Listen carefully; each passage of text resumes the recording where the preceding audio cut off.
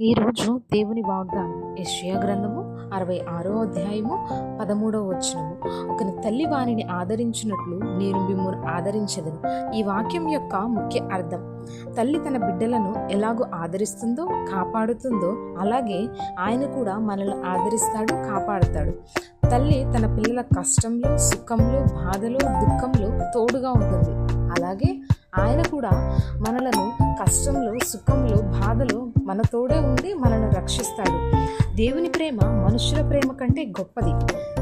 తల్లి తన కడుపులో పుట్టిన బిడ్డలను ఎన్నటికీ మర్చిపోదు. అలాగే దేవుడు కూడా ఆయన నమ్ముకున్న వారిని ఎన్నడూ విడువడు, ఎడబాయడు.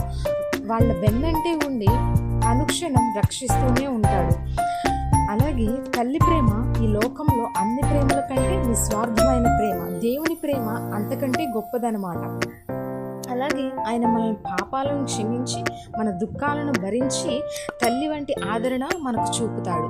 ఈ వాక్యం యొక్క ముఖ్య భావం ఏమిటంటే, దేవుడు మనల్ని ఎన్నటికీ విడిచిపోడు. దేవుని దయ ఎప్పుడూ మనతోడే ఉంటుంది.